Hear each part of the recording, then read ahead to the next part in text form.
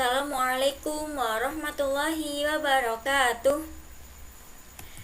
Bertemu lagi bersama Ustazah Intan dalam pembelajaran IPA di kelas 5. Apa kabarnya anak-anak di rumah? Semoga selalu sehat ya.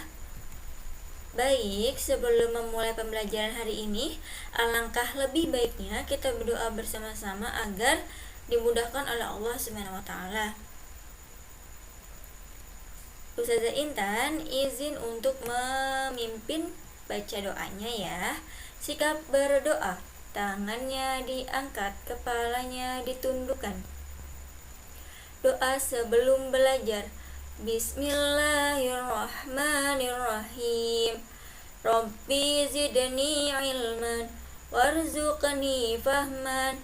Amin.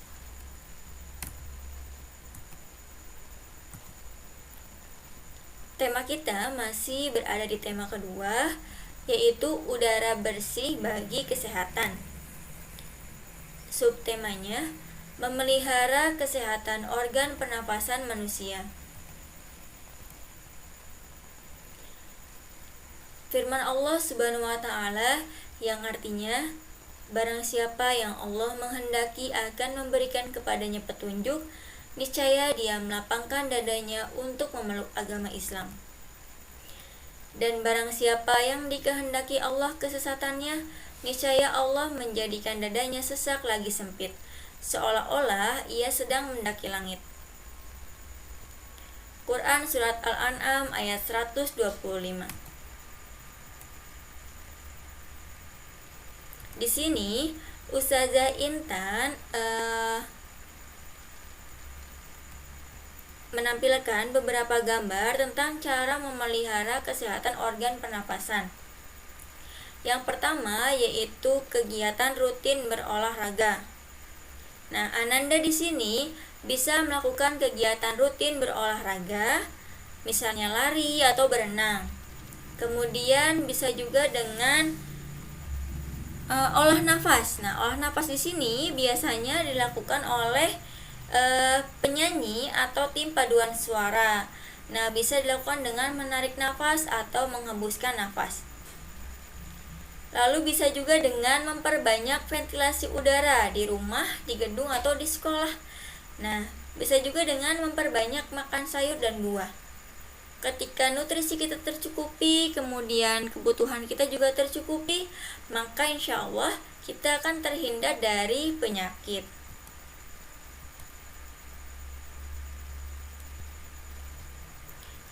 Di sini Ustazah Intan punya lagu tema, nadanya Hey Tayo. Lagunya seperti ini. Hey kawan, jaga selalu lingkungan, jangan sampai tercemar oleh polusi.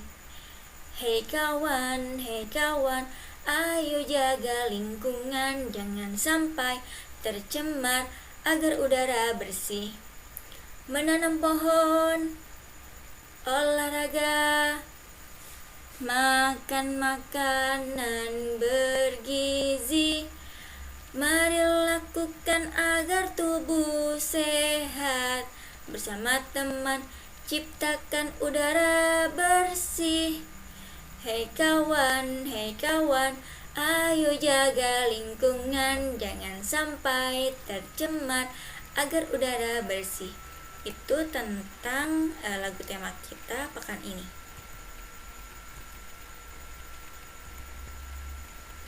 Materi IPA hari ini yaitu tentang gangguan dan penyakit organ pernapasan manusia.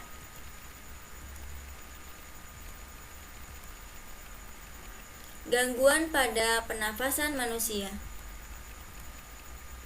Yang pertama disebabkan oleh infeksi, baik itu infeksi bakteri maupun virus.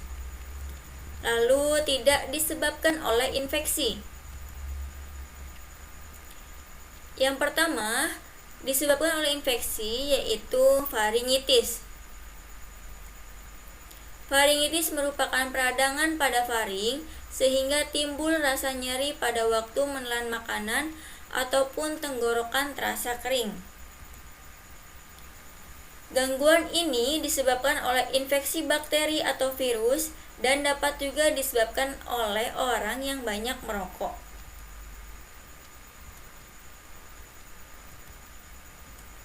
Nah, di sini ada gambar penderita faringitis atau yang kita kenal dengan radang tenggorokan. Mungkin juga beberapa anak-anak sudah pernah mengalami ini ya, radang tenggorokan.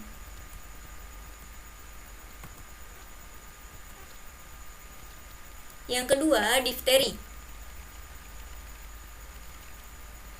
Difteri merupakan penyakit infeksi yang disebabkan oleh bakteri bernama Corynebacterium diphtherial yang dapat menimbulkan penyumbatan pada rongga faring atau faringitis maupun laring atau laringitis oleh lendir yang dihasilkan bakteri tersebut. Bila difteri menyebar melalui aliran darah, maka hal ini akan merusak selaput jantung, demam, kelelahan, dan kadang-kadang lumpuh, dan dapat menimbulkan kematian.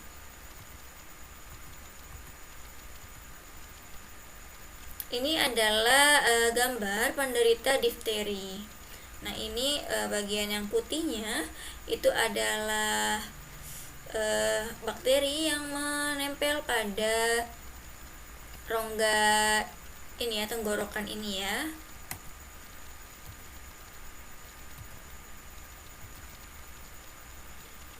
Lalu cara mengenali difteri sendiri yaitu pertama suaranya serak, kemudian tenggorokannya terasa sakit, nyeri saat menelan, kesulitan untuk bernafas, kelenjar getah bening di leher membesar atau bengkak, tenggorokan atau amandel tertutup oleh membran berwarna abu-abu, ya, demam dan menggigil.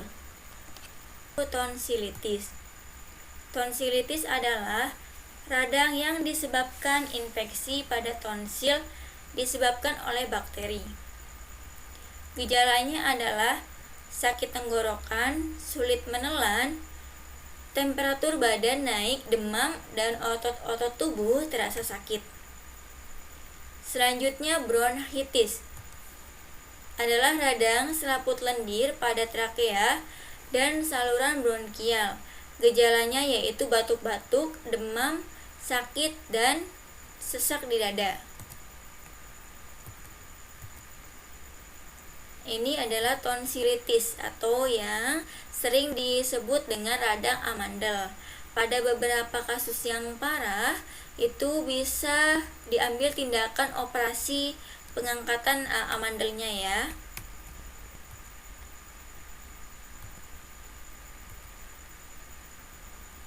Yang selanjutnya bronkitis. Nah, ini gambar penderita bronkitis. Pada bronkus yang normal itu tidak ada lendir di bagian salurannya. Namun ini di bronkitis ini ada lendir yang menempel, yang menyumbat pada bagian bronkusnya.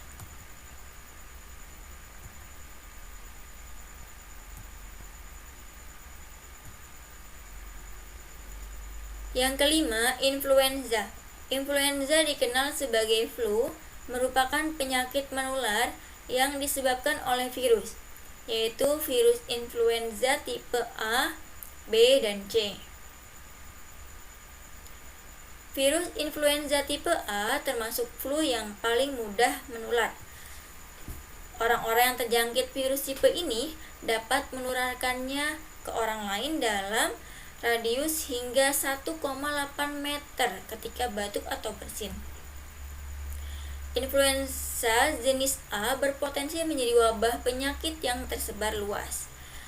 Nah, virus ini juga dapat menyerang berbagai hewan seperti flu burung H5N1 atau flu babi H1N1. Selanjutnya ada influenza tipe B. Influenza ini hanya dapat menginfeksi manusia. Sama dengan jenis A, jenis flu ini bisa saja berakibat fatal jika tidak segera ditangani. Gejala-gejala dari influenza tipe B serupa dengan macam-macam flu lainnya, seperti batuk, bersin, hidung berair, tubuh terasa nyeri, demam, dan sakit tenggorokan. Selain itu, Karena tingkat keparahannya sama, baik tipe A dan B berpotensi menyebabkan beberapa komplikasi flu seperti pneumonia, bronkitis, atau serangan asma. Yang terakhir, influenza tipe C memiliki tingkat infeksi yang paling rendah jika dibandingkan dengan macam-macam flu lainnya. Selain itu, virus influenza tipe C juga tidak menjadi penyebab epidemik, yaitu kondisi penyebaran virus yang cepat dari orang ke orang. Seperti yang sedang terjadi saat ini, wabah yang terjadi saat ini yaitu virus COVID-19 atau COVID-19. Nah, itu merupakan penyakit endemik yang dimana virusnya itu cepat menyebar dari orang satu ke orang yang lainnya. Bahkan salah satu gejalanya pun berhubungan dengan saluran pernapasan. Nah, untuk virus tipe C ini, jika tidak ditangani dengan baik, maka pasien tetap beresiko untuk mengalami pneumonia dan bronkitis. Ini adalah gambaran penderita flu. Di sini ada cairan dikeluarkan atau droplet yang dikeluarkan pada virus tipe A, maka 1,8 meter itu masih bisa menyebar virusnya. Nah, ini virus influenza tipe A, seperti ini gambarannya. Selanjutnya, tidak disebabkan oleh infeksi, yaitu rinitis, adalah radang membran mukosa pada rongga hidung yang menyebabkan bengkak dan mengeluarkan banyak lendir. Peradangan ini disebabkan oleh alergi terhadap sesuatu benda atau suasana. Kita lihat gambarnya ya. Di sini ada gambar manusia yang hidungnya mengalami pembengkakan. Itu merahnya lebih tua warnanya karena reaksi alergi rinitis tadi.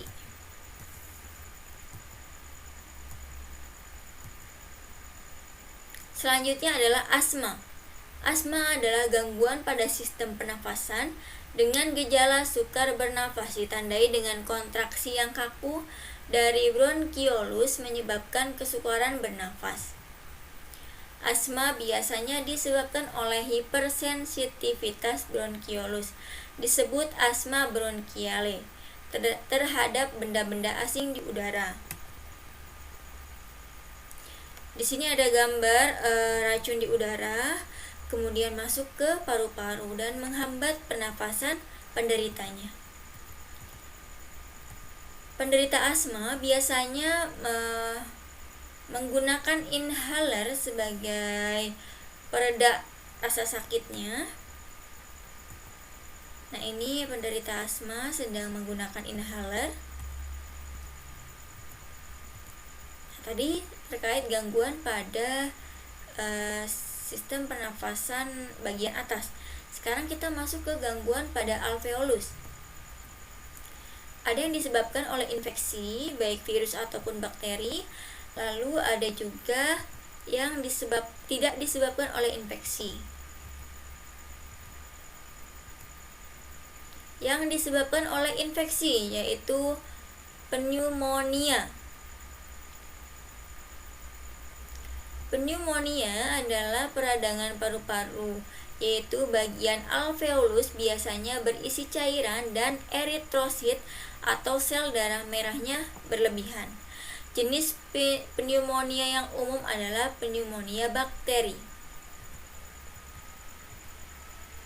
Ini ada gambaran penderita pneumonia di mana alveolusnya itu ketika normal seharusnya tidak ada cairan ya di dalamnya, namun ketika menderita pneumonia itu alveolusnya terdapat cairan yang menghambat. Kemudian tuberkulosis atau TBC merupakan penyakit spesifik yang disebabkan oleh bakteri yang disebut dengan Mycobacterium tuberculosis.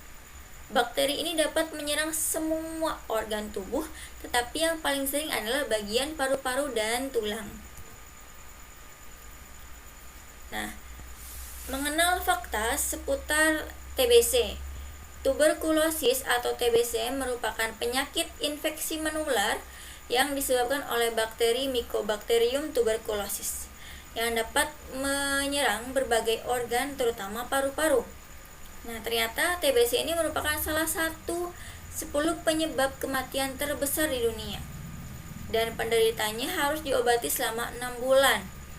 Nah, misalnya jika penderitanya itu diberikan obat selama 6 bulan, rutin harus meminumnya setiap hari, lalu ketika lupa 1 hari tidak minum obat, maka perlu diulang lagi dari awal untuk mengkonsumsi obatnya.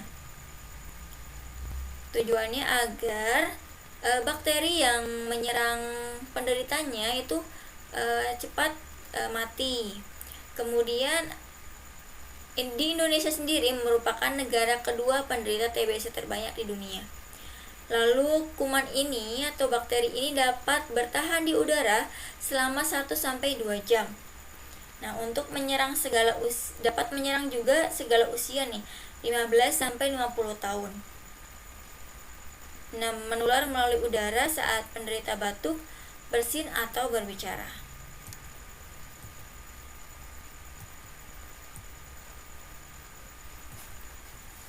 Selanjutnya, yang tidak disebabkan oleh infeksi, ada emfisema paru-paru. Adalah suatu kondisi di mana alveoli menjadi luas secara berlebihan, mengakibatkan penggelembungan paru-paru yang berlebihan, sehingga terdapat udara yang berlebihan di dalam paru-paru.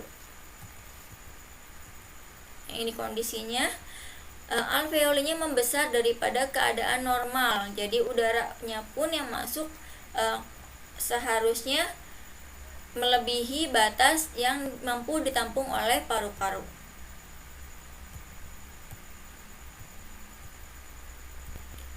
Yang selanjutnya ada asfiksi. Asfiksi adalah gangguan dalam pengangkutan oksigen